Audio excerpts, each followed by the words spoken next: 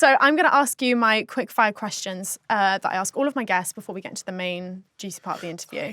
So first question, what's one thing that sets your soul on fire? One thing that sets my soul on fire. Ooh, my man.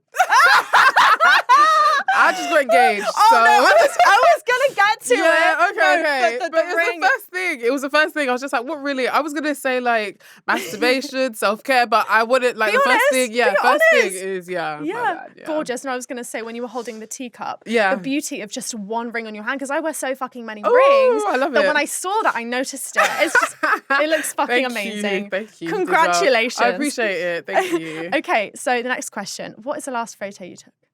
The last photo I took.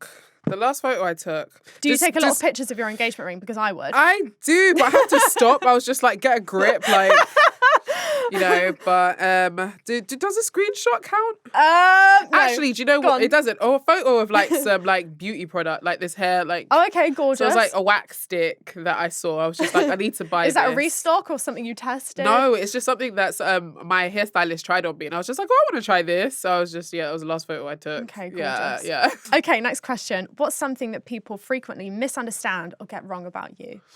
Ooh. I mean, not that it makes me upset. I really couldn't care. I really couldn't care. But I think there's this huge misconception that I hate all men. If you think that me saying that men need to be better people or that we need to, hold them accountable means that I hate them, then I hate them. Okay, if you say so.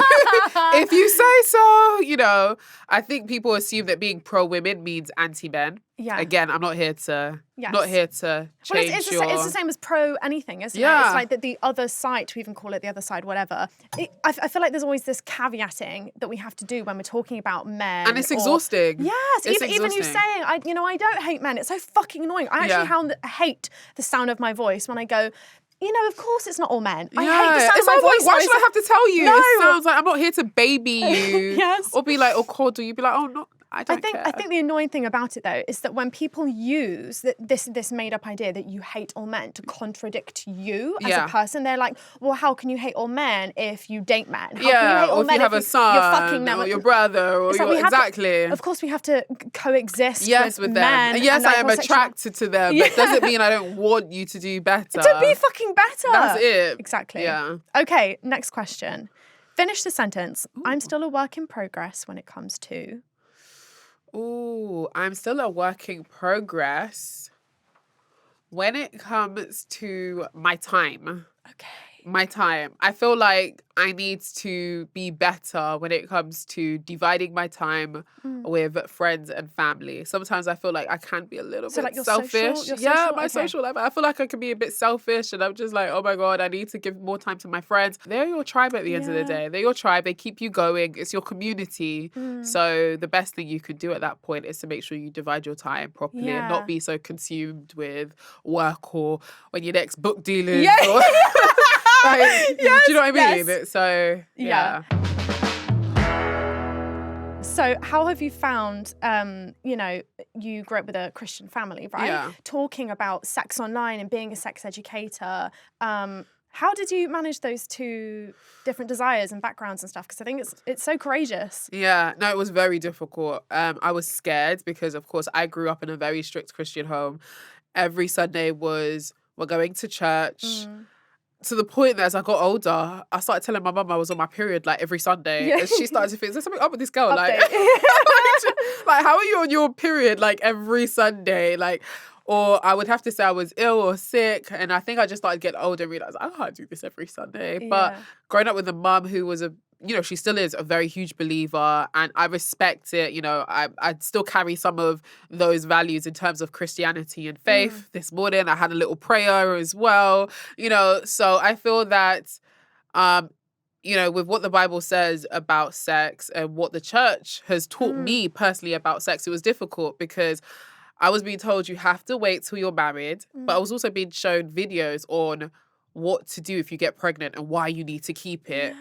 And to me, that was scary because I was just like, this is me at 17. I'm just like, no, like if you do get pregnant, there should be a choice as to whether, and this is someone who knew nothing about abortion rights. So I knew nothing about abortion rights. I knew it was a choice, or I knew it was something you could do. But I say that all to say that it was very difficult, and that growing up, I had friends who weren't really, well, they had similar upbringings, but we all had the same type of, idea in terms of we wanted to talk about sex. We wanted to talk about boys. We loved doing those things, but no one was really, they weren't really trying to talk about it a lot. Or break or change things. Yeah. So I was just like, guys, we like talking about boys. Why can't we talk about sex? Yeah. This is obviously normal. We all got here through one way, because our parents were clearly doing it. So why should we not talk about it? So I just had to get very brave. I think I've always been rebellious as a teenager.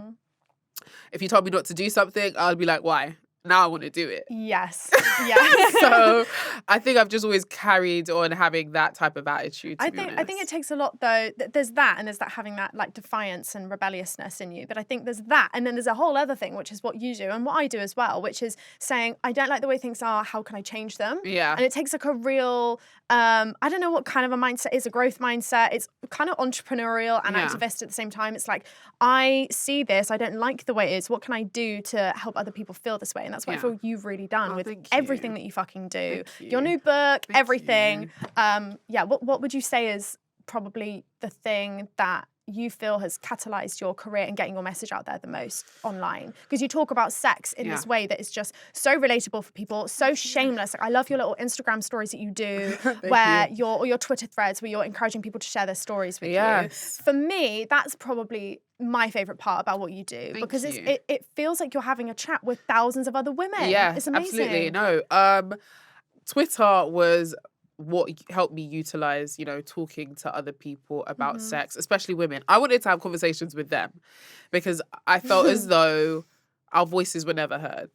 They're barely, it's barely listened to, especially about sex. We live in a world where men are able to talk about the craziest things that they do to women. Sometimes to the point where they don't even understand that what they're describing is actually non-consensual. Yes. That's how free they're able. And brazen. Exactly. They're able to be about sex. But I wanted to hear women talk about sex in a very fun, consensual, understandable, forgiving, and pleasurable way. We don't get to do that, especially when it comes to forgiving, because we've grown up, especially Black women, we've grown up in a house where we're told that you have to have sex after marriage. If you have sexual thoughts, if you masturbate, all of these things are dirty, and it's not. So I wanted women to really forgive themselves for having those thoughts and to be able to unlearn them, to be able to understand that they are normal, that the women around them too also have these thoughts. I mean, not every woman, because some women are asexual as well. Yeah. And these are still conversations that we need to have, because people don't even know that. Yeah, that's the other thing, I guess, in the conversation of sex positivity, is that some people feel this then pressure to have casual. There's so many things. But that's why the conversation is important, because as sex positive as I am, I feel like some people expect me to be like this person who enjoys going to sex parties every week. I've never been to a sex party. Yeah. Being sex positive to me means I know what my boundaries are and I'm okay with that. Yeah, it doesn't mean even taught boundaries. What the fuck are boundaries when you're like 10, 13? Right? Like, you just don't even know what they are. You don't. And that's why I go to schools. I go to schools and I talk about consent. I'm teaching kids about consent. I'm not talking to them about sex, but I'm just like, yo, if a girl says she doesn't want you to pull on her bra strap, you get the hell away. Obviously in a more nicer and diplomatic way and age appropriate. No, talking about consent is so important. It's so important. Your t-shirt, your jumper, consent is sexy. Exactly. Yeah, it really is. I mean, of course, above all, I always say consent is mandatory, but consent is beautiful, it's sexy, and it's fun. It's this idea, isn't it, that at least this is the idea that I knew a lot of boys growing up had about consent, was that consent kills the mood or it ruins it or something. And I'm sorry, there's nothing hotter than someone saying, can I pull down your fucking knickers? Like, it's just so hot. That is it. It doesn't have to be like this thing that you do with like trepidation and like you don't know what like. And it means you don't know how to have sex, and you don't want to have sex with someone who's equally into it as you are. Do you know what I mean? Yeah. And that is hot right there. What you just said. Yeah. That is asking for consent. Mm-hmm. So I feel like people don't know what consent looks like, because when I'm getting all these fun stories as well, sometimes I read the stories and I'm just like, okay, this doesn't sound consensual, and it gets scary. It doesn't turn fun. It's not fun anymore, because I'm just like, she doesn't know that what she's just sent to me isn't actually a fun story. It's a scary one. and I go and I ask more questions, and then you just realize. And that unraveling for the person also that sent you in the story is so scary, because it has to be. You view the situation in a completely different lens after that. And that's the thing. People don't realize that some of the scenarios that they go through isn't actually consensual, and it doesn't hit you immediately. It doesn't hit all of us immediately. It takes some time, so that's why these conversations are important, because we need to understand what our boundaries are. We need to know what we are okay with. But for me, it's interesting how it's still this view that women's bodies don't really belong to us. No. Yeah. And even in like you're saying, the discussions of abortion and stuff, it all links. And I think that's the thing that I didn't realize coming into feminist discourse was that every single thing is linked to our bodies, whether it's to do with fashion, beauty, how we're supposed to look as women. It's all this hierarchy and this ladder that we're just constantly climbing. Absolutely. And there's no fucking reward at the end. Yeah. It's just this fake carrot being dangled in front of your face. Yep. And no, it's true. Yeah, even what we're taught about sex as young girls as well, with our peers, and we're taught, like, I was called frigid when I was younger because I didn't let this stupid boy finger me. Ugh. And then I was also called a slut for making out with someone. So you just kind of wobble between these two. Like, you don't win. No. It really depends on who wants to create the narrative and what man is angry at the fact that you're not giving in to what they want at that time. Mm-hmm. And then shamed for giving them. Exactly. Exactly. And then you're exactly shamed for it as well. So you can't win. You can't win. So can you please tell me about the big O? And let's talk about orgasms on that subject as well. Of course. Because, I get so many questions from my audience about orgasms. What does one feel like if they've not had one before? How can they have one? Of course. They can't do it with their partner, all this kind of stuff. So let's talk about the big O, your book. Yes. So the big O is my debut book. It's about sex. It's about orgasms, especially the gap between cis-hetero men and cis-hetero women. It basically helps you understand how to have better orgasms, how to have orgasms if you're not having any at all, and really does look at the way society, porn has allowed men to be, I would say, on the better end of when it comes to sex, but I want to say the better end, but is it really the better end? When it comes to finishing, I would say so. But, the orgasm gap in general just tells us that when it comes to men, 90 to 100% of the time, or nearly anyway, they are going to finish. When it comes to women, it's very unlikely. However, when it comes to lesbian women, they orgasm always or almost every time. And it kind of makes you think, like, what's going on here? And maybe that's because a lot of women need a lot more, we need a lot more sensation. We need a lot more foreplay, and that's just not happening. Yeah. I mean, I watched a video the other day where this guy was even talking about how he doesn't go down on women and he doesn't like the look of the of vulvas and stuff like that. And I was just like, this is why the orgasm gap exists. So the orgasm gap is just a way for you to just understand the orgasm gap. The big O is just a way for you to understand what it means to have better sex, sex that you deserve. It's so wild, isn't it? Because I'm even thinking about you. I haven't seen any men talking about that kind of stuff for so long on my For You page or like on Instagram or whatever, talking about how they are repulsed by pussy. Yeah. Why aren't men taught to like worship it? Exactly. Like I don't understand it.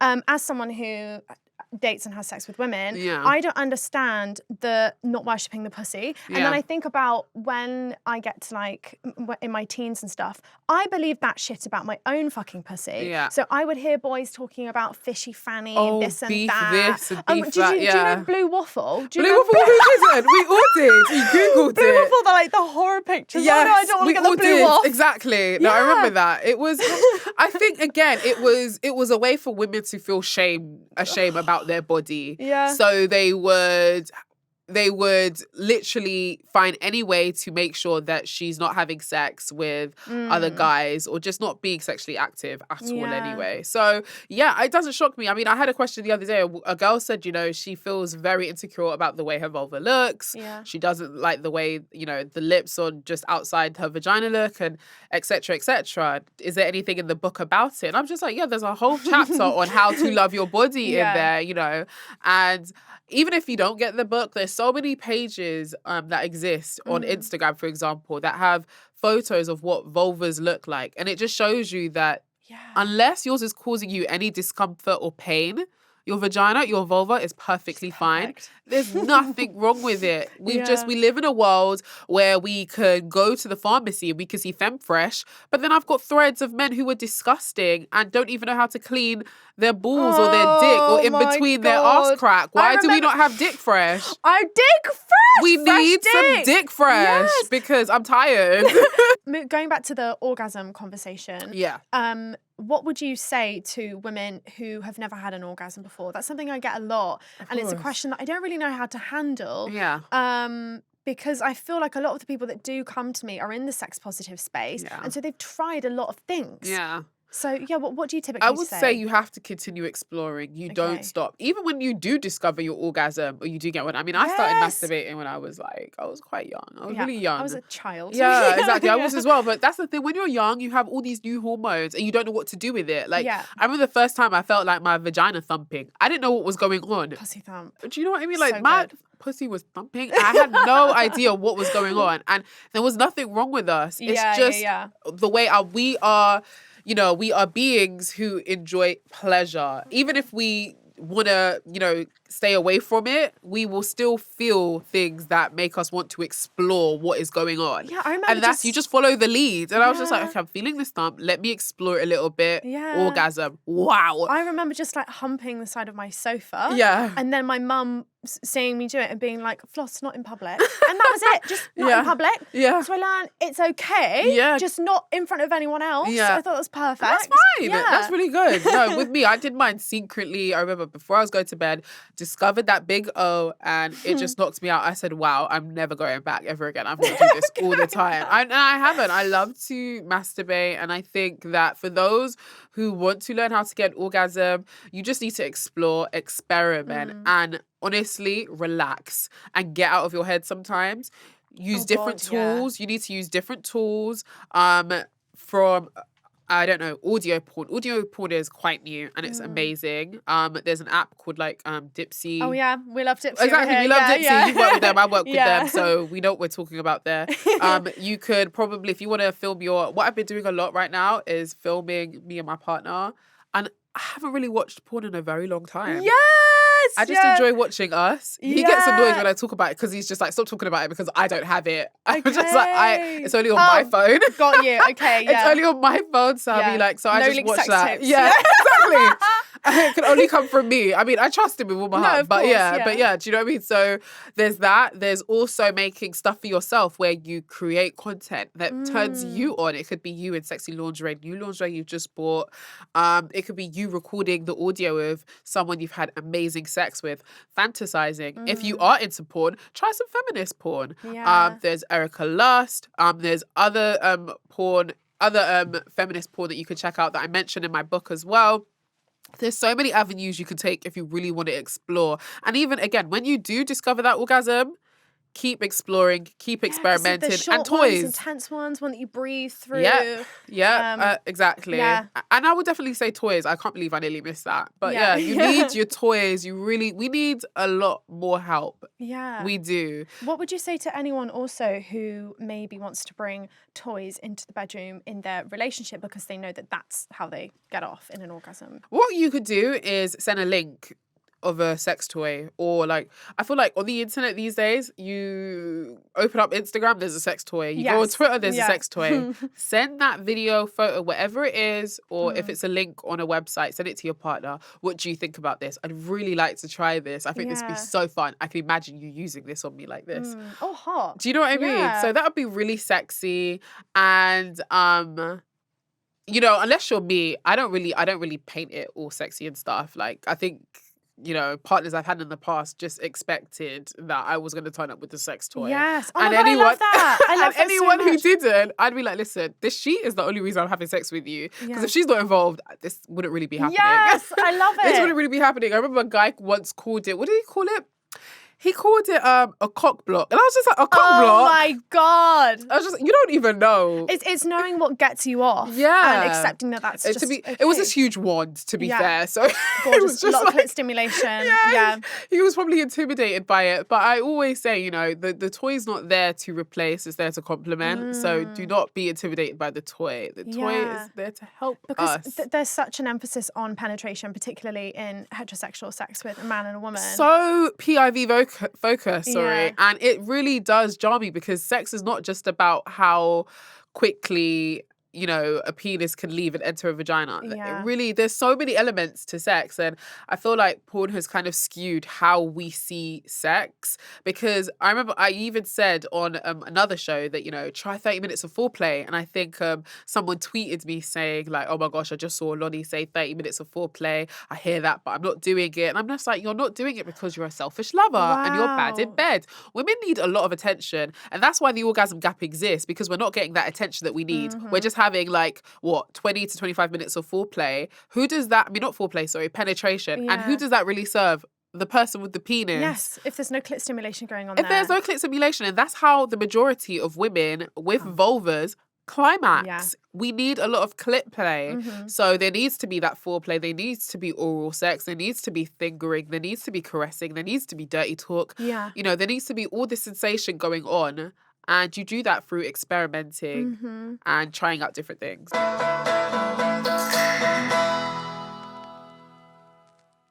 So let's say there's a woman listening to this conversation right now who is hearing this. She's like, okay, so I need to encourage more clit stimulation with my partner. Right. And, you know, he gets off in like 20 minutes and then it's done. Yeah. How would you encourage someone to have that conversation with their partner to say, I need this? And when does it become a deal breaker? Yeah, no. I feel like women just need to find their voice in the bedroom, first of all. We need to find our voice in the bedroom.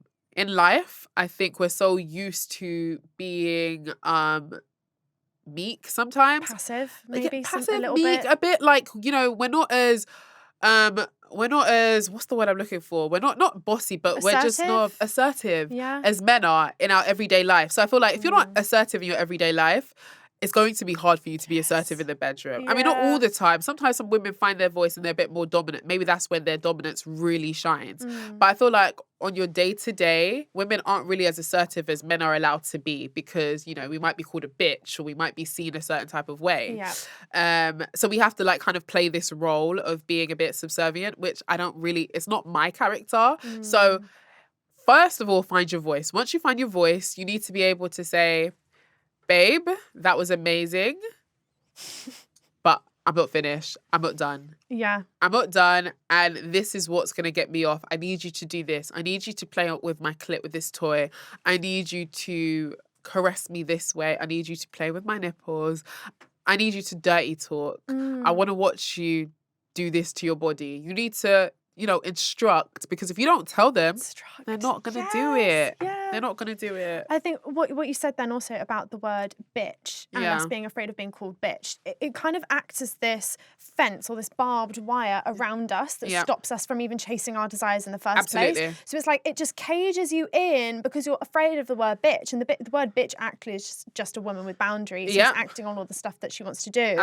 And anyone that's in the bedroom with you and isn't responding to those in like a sensitive way, or is like, I think, you know, most people being told that they've not been fucking you right, it would take a bit of a fucking hit to the ego, and that would be expected. But as long as that person is willing to kind of work with that, maybe that's something that they can work on. But if you're consistently taking something to your partner and they're saying, okay, yeah, I'll do it, and then they're just getting theirs and they're not really caring about you should not be sleeping with that person. No. Oh, no. You need to, especially if it's just casual sex. No. Casual sex is supposed to be fun, beautiful. It's about pleasure. If you're not receiving any pleasure and it's just one-sided, why are you there? And it leaves you with this feeling of being used also. Absolutely. Like intensely used, just like a body for this person. And you don't want to be a tool for someone to masturbate with. That's not what you're there for. It's supposed to be mutually beneficial. Once it stops becoming mutually beneficial, you need to bounce. There are 100 people, thousands, billions, millions of people out there who would be pleased or happy to jump into bed with you. Go and find them. Yes.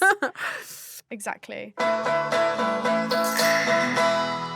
So what would you say is the most common question that you get asked from people? I would definitely say it would definitely be about orgasms and toys. Okay. My personal favorite toy right now, seriously, it has to be a toy that is a suction toy. I knew you were going to say that. I love a suction toy. I love a suction toy. Yes. I love a suction toy. I find that it's so intense. Yeah. That it's like I need it now. Yeah. And you can use it in so many different ways. You can use it during foreplay. You can use it during penetration.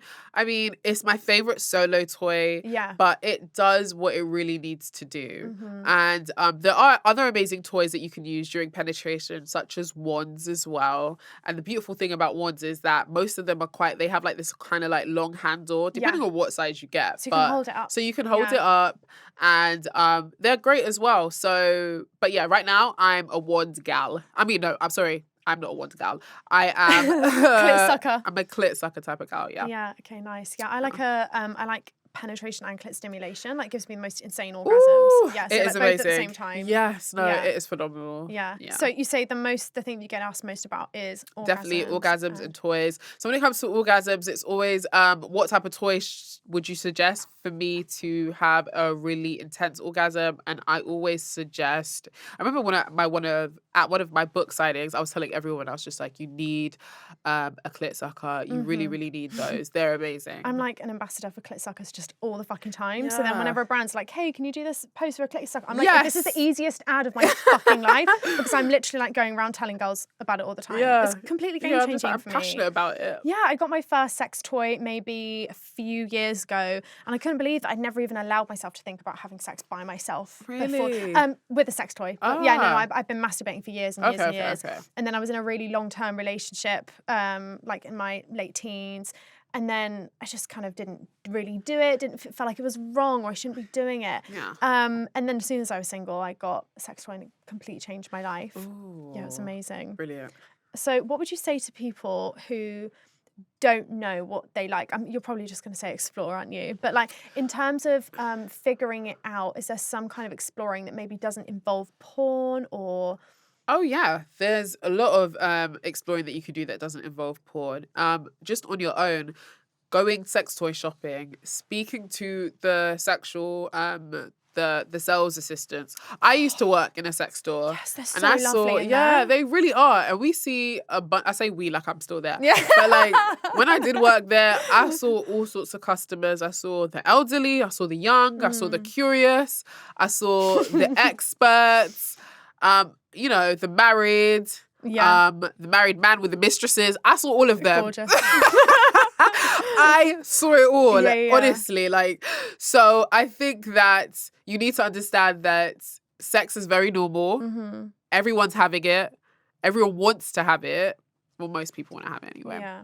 And I would say that would be the first thing you need to do. Go inside the store, speak to a sales associate, you know, maybe start off with the basics. Start off with a small vibrator. I started off in the deep end. I won't say what I did, but I started off with the deep end. Mm-hmm. It's in my book. Yeah, okay. But it is a hilarious story.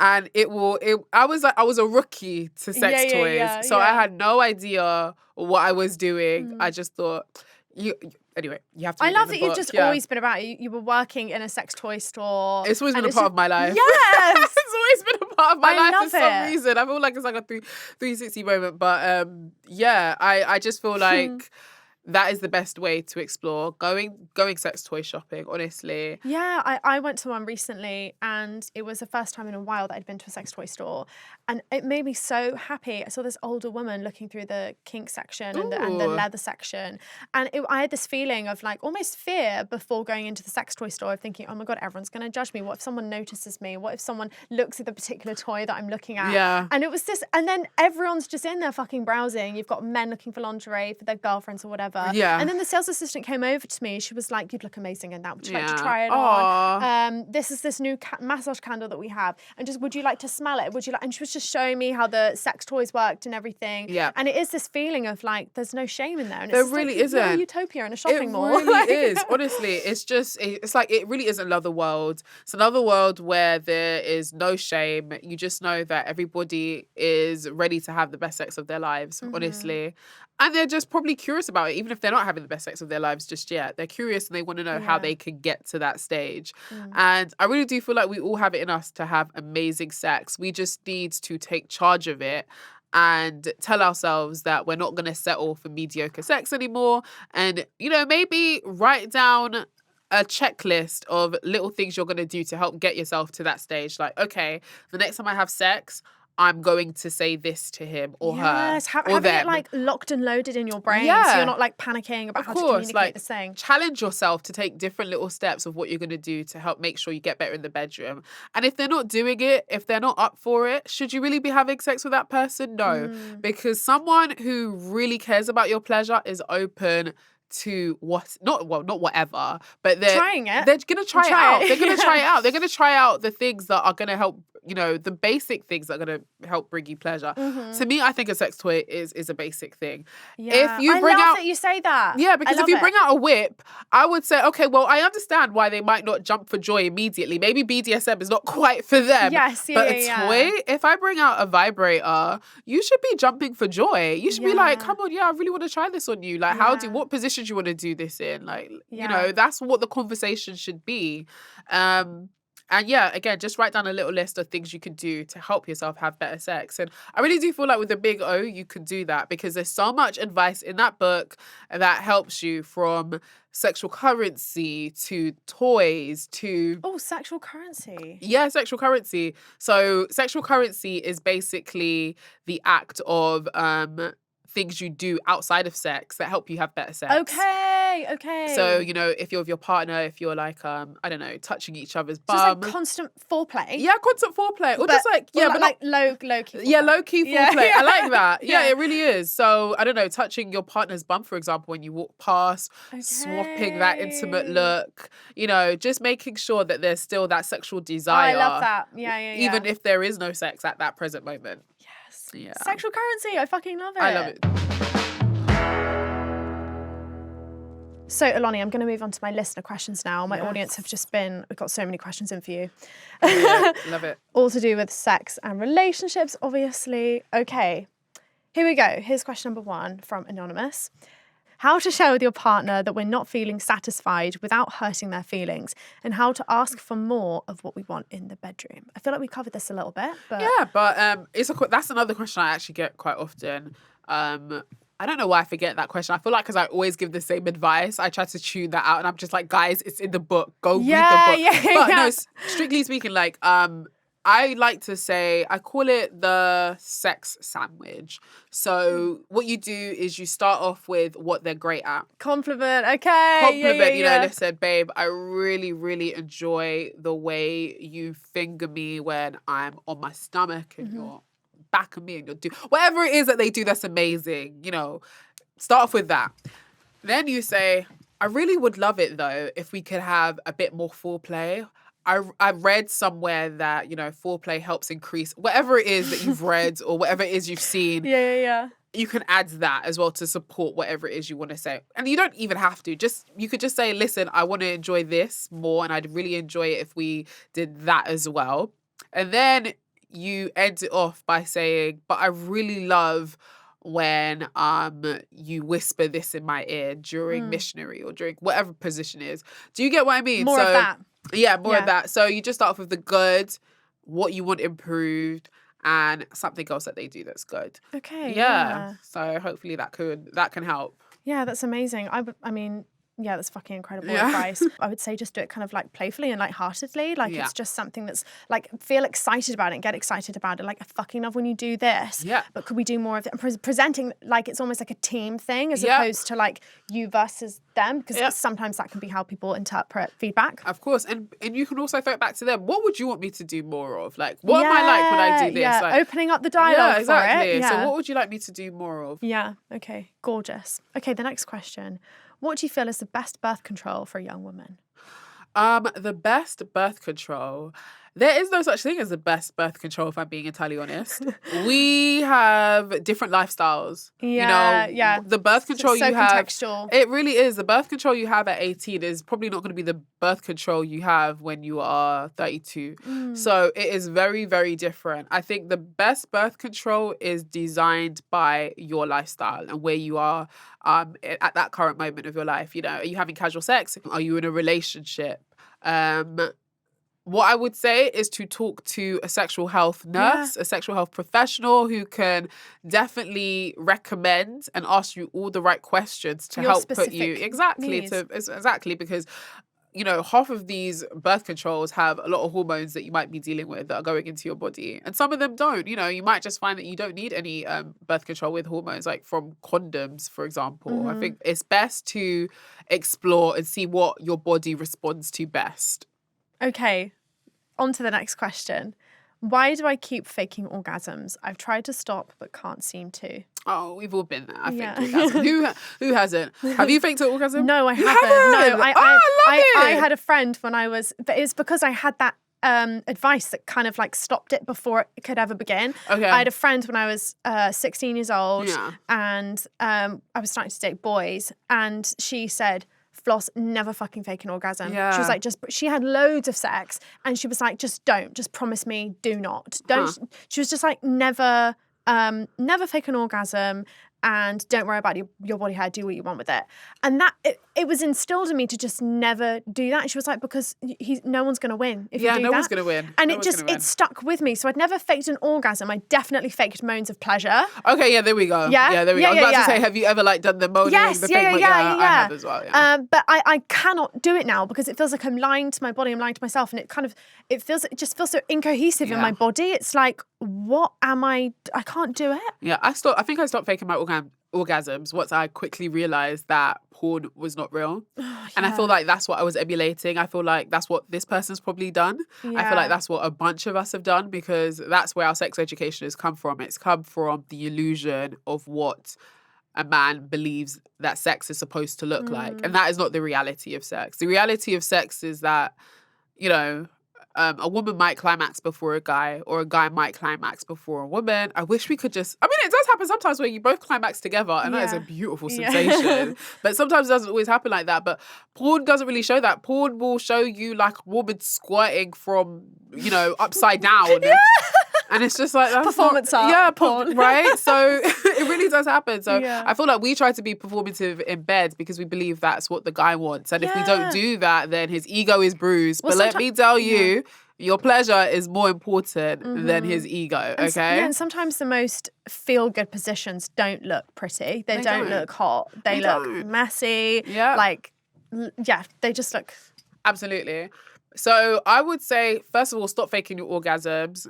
Find different ways on how you can get to that orgasm with your partner or on your own. Maybe if you don't orgasm on your own, maybe try to find out what it is you like first on your own, so you can bring that into the bedroom, teach your partner, and truly experience that orgasm that pleases both of you. Because I know, like, when, for guys, a woman orgasming is like, tick, or like makes them feel like a guy. But it's not about his ego, it's not about his masculinity. This is about really understanding your body and paying attention to what brings you pleasure. Yeah, amazing. Okay, on to the next question. I've totally gone off sex with my long-term partner. How do I get the spice back? Ooh, gone off sex with your... Ooh, I think there's many ways you could do that. In the Big O, I list numerous ways on how you could do that. From sexual currency that we spoke about, I think you can find different ways to spice up your sex life with your partner, from sex toys to dressing up to pretending you're strangers and rediscovering yourself. Yeah. What else can you do? There's so many things you could do. You could try different sexual things. Have a conversation about sex also. A lot of couples might not even be doing that. Exactly. And again, it's always about communicating, just like we mentioned before. So yeah, those are some tips, but there's plenty more in the Big O. Oh my God, that woman is a breath of fucking fresh air. There were so many sound bites in there that she said. Also, I love the thing about the sexual currency. That's something that I've definitely done and didn't even know that there was a word for it. I think she's probably made it up, to be honest, herself. I can't wait to check it out in her book, Big O. I really hope that you enjoyed listening to this episode. Please check out Oloni on social media if you want more sex tips and advice on stuff like this. And please do check out her highlights. She's got so much uplifting content. You can find her on social media at Oloni, which is Oloni on Instagram. And you can buy her book, The Big O, wherever you want to get your books.